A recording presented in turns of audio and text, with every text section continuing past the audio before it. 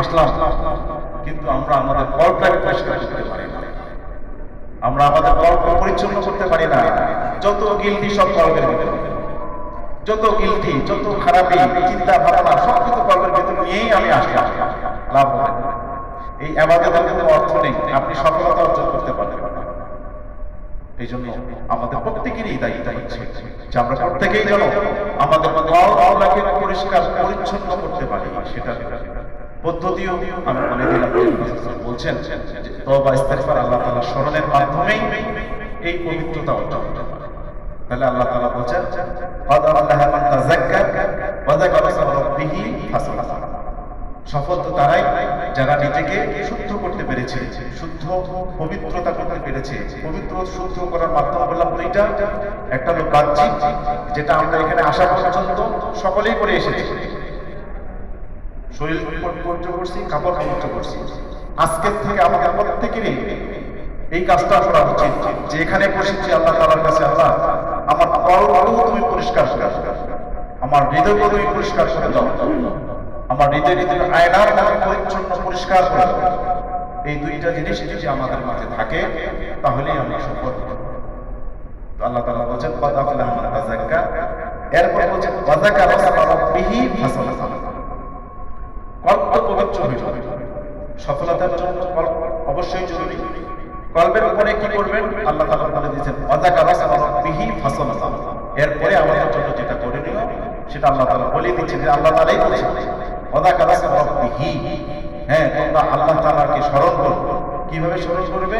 ফাসাল্লা, নামাজে আল্লাহকে স্মরণ করো। সেই স্মরণ করার মাধ্যমটা কি, কিভাবে আল্লাহ তাআলাকে আমরা বেশি স্মরণ করতে পারবো? আল্লাহ তাআলা বলে দিয়েছেন ফাসাল্লা, নামাজের মাধ্যমে। এই নামাজের মাধ্যমেই সবচেয়ে আল্লাহ তাআলাকে স্মরণ করা যায়, এটা আল্লাহ তাআলাও বলে দিয়েছেন। এখন এই নামাজ আমাদের প্রত্যেকেরই আল্লাহকে স্মরণ করার জন্য একটা মাধ্যম, কিন্তু দেখেন আমাদের ভিতরে আল্লাহ তাআলা বলছেন কতটা দুর্ভোগ আমাদের জন্য। আল্লাহ তাআলা পবিত্র কোরআনে বলেন ফাওয়াইলুল লিল মুসাল্লিন, দুর্ভোগ ওই সমস্ত মুসল্লিদের জন্য আল্লাযীনা হুম আন সালাতিহিম সাহুন, যারা নামাজের ব্যাপারে একেবারে উদাসীন। নামাজের ব্যাপারে একেবারে উদাসীন। নামাজ একটা আল্লাহ তাআলার পক্ষ থেকে ফরজ, এই ফরজ ইবাদত আদায় করার ক্ষেত্রে একেবারে উদাসীন। কেমন উদাসীন? আমি বিনয়ের সাথে কথাটা আপনাদেরকে বলি যে আমি প্রায় সময় দেখি এত উদাসীন যে নামাজে আসছি আমরা। আমাদের মুমিনদের জন্য শুক্রবারের দিনটা খুবই তাৎপর্যপূর্ণ, খুবই গুরুত্বপূর্ণ, এবং এটাকে মর্যাদাপূর্ণ একটা দিন। অন্য 6 দিনের তুলনায় এই দিনটা অনেক গুরুত্বপূর্ণ।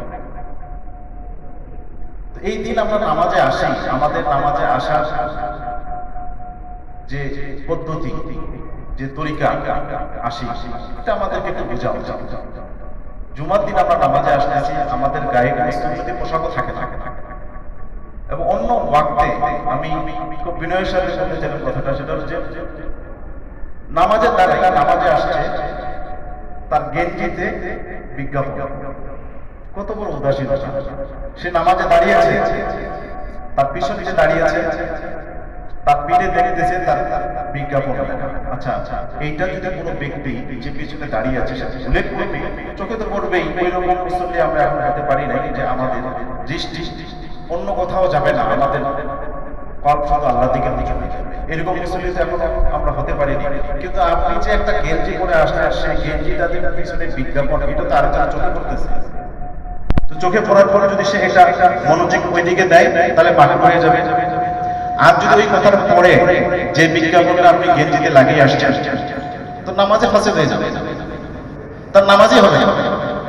তাহলে আপনি যে এই উদাসীন ভাবে যে নামাজে আসলেন, নামাজে একটা পোশাক, একটা গায়ের একটা পোশাক আপনি ঠিক করে আসতে পারলেন না, এত উদাসীন আপনি। আপনার গায়ের একটা পোশাক, আপনি আসতেছেন আল্লাহর ঘরে আসতেছেন। আপনাকে যদি কোনো বড় অফিসার যদি ডিসি এসপি ডাকতো, তাহলে সেখানে কত সুন্দর পোশাক পরিচ্ছন্ন করে আপনি যেতে, সেখানে আপনি ঠিক ছিলেন। কিন্তু এখানে আল্লাহ তাআলার কাছে আসলে আল্লাহর সাক্ষী নামাজের মাধ্যমে আল্লাহ তাআলাকে স্মরণ করা যাবে। সেখানে আপনি আসলেন একটা হাফ গেঞ্জি পরে আর পিছনে একটা বিজ্ঞাপন হইল, এটা আপনার উদাসীনতা, এটা আপনার উদাসীনতা, এটা ঠিক হয়নি। এই শুক্রবারের গুরুত্বের ক্ষেত্রে বলি তাই যে আপনি নামাজে আসলেন, শুক্রবারে আমাদের নামাজে খুব একটা গুরুত্বপূর্ণ দিন, এই জন্য আপনি এলোমেলো ভাবে চলে আসলেন। কেন কেন কেন? এটা নিজের বিবেকটাকে প্রশ্ন করবে যে আমি কি কাজটা আজও ঠিক করলাম। বিশেষভাবে অনুরোধ করব যে বিজ্ঞাপন নিয়ে কোনো গেঞ্জি পরে মসজিদে প্রবেশ করবেন না, অন্তত নামাজের সময়। না হলে আপনি আরেকজনে নামাজ থেকে হাসিল করে ফেলবেন, দায়ভার কিন্তু আপনার থাকবে। খুব খেয়াল করবেন, অনেক রকম বিজ্ঞাপন দিয়ে আপনি মসজিদে আসবেন। মসজিদে কি বিজ্ঞাপন লাগবে? আপনি মসজিদে কি নামাজে কি বিজ্ঞাপনের জন্য আসলেন? এই কাজটা পরিহার করা উচিত।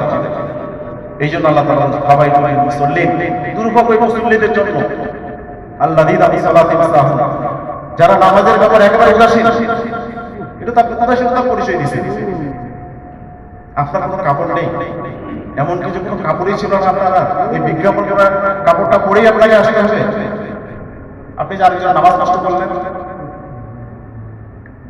না জানি ওই ব্যক্তি জানে না যে এই অবস্থায় যদি আমি এটা পড়ি তাহলে আমার নামাজ নষ্ট হবে, সে তো জানতো না, কিন্তু আপনি পড়ার কারণে তো নামাজটা নষ্ট করে দিলেন।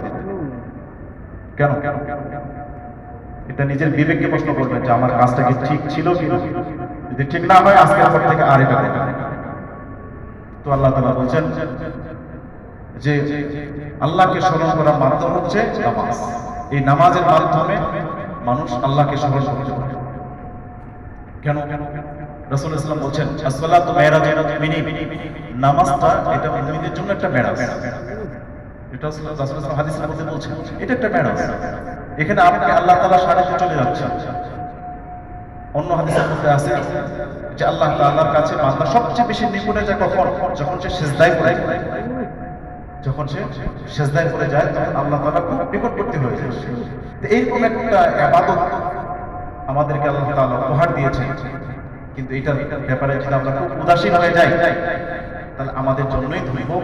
যে জন্য আল্লাহ তাআলা বলেছেন ফাওয়াইলুল মুসাল্লিন, দুর্ভোগ ওই সমস্ত মুসল্লিদের জন্য আল্লাযীনা ফি সালাতিহিম সাহুন, যারা নামাজের ব্যাপারে একেবারে উদাসীন। উদাসীনতার আরো অনেকগুলো কারণ আছে। আমি আমার কাছে আপনাদের যেটা মনে হয়েছে আমি সেটা বললাম, যেটা দেখে আসতেছি। এরপরে আল্লাহ তাআলা বলেন আল্লাযীনা ফি সালাতিহিম সাহুন আল্লাযীনা ইউরাউন, আর দুর্ভোগ কাদের জন্য? আর দুর্ভোগ হচ্ছে ওই সমস্ত মুসল্লিদের জন্য যারা সপ্তাহে একদিন হাজিরা দেয়, যারা সপ্তাহে একদিন করে হাজিরা দেয়। সারা সপ্তাহে আসলো না, শুক্রবার দিন যদি না যায় তাহলে কেমন হয়? শুক্রবার দিনও গেলাম না, না গেলে বাসায় কিছু বলবে, বন্ধু বান্ধব বলবে, পরিচিত যারা দাঁড়াবে শুক্রবারও নামাজ পড়লেই না। এই মুসল্লিদের জন্য কি দুর্ভোগ, কারণ এই মুসল্লি কিন্তু সে আল্লাহর সন্তুষ্টির জন্য আসেনি, সে এসেছে মানুষের কথা রক্ষার্থে, মানুষ যেন কিছু না বলে সেজন্য। আবার ওই সমস্ত মুসল্লিদের জন্য দুর্ভোগ যারা নামাজে আসে মানুষকে দেখানোর জন্য, ইবাদত করতেছে ঠিকই, কিন্তু সেই ইবাদতটা উদ্দেশ্য হচ্ছে মানুষ দেখুক, মানুষ জানুক, মানুষ বুঝুক।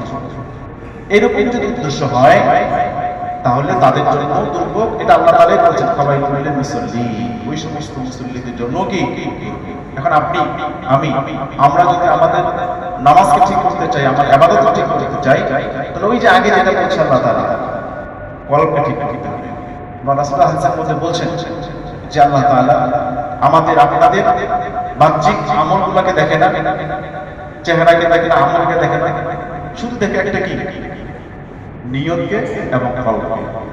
আপনি আমরা যদি আমাদের কলবটাকে ঠিক করতে পারি তাহলে এটাকেই আল্লাহ তাআলা দেখেন। কাজে নামাজে যদি আমরা আসছি, নামাজে যখন আমরা আসছি আমাদের কলবে হৃদয়ে এটাই থাকবে এটা আল্লাহ তাআলা ইবাদত এবং আল্লাহ তাআলা রাযাকের জন্যই আমি নামাজে এসেছি, তাহলেই আমাদের জন্য দুর্ভোগ নয়, আমাদের জন্য হচ্ছে সফলতা, যেটা আল্লাহ তাআলা বলেন কদ আফলাহা মান তাযাক্কা।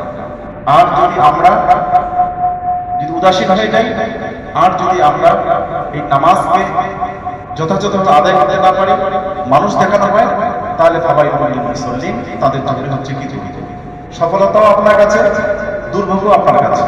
আপনি এখন কোনটা বেছে নেবেন এটা আপনার ব্যাপার। সফলতা হতে গেলে আপনি আপনার কর্মকে পবিত্রতা করেন, নিয়তকে শুদ্ধ করে আল্লাহ সন্তুষ্টির জন্যই আবাদত করেন, আপনি সফল হবেন। আর আপনি আপনার কর্মকে অপবিত্র রাখবেন, আর আপনি মানুষ দেখানো নামাজ পড়বেন, নামাজে উদাসীন থাকবেন, আল্লাহ তাআলা বলেন দুর্ভোগ তো আপনার। এই জন্য আল্লাহ তাআলা বলছেন যে আল্লাহকে স্মরণ করার মাধ্যম হচ্ছে নামাজ।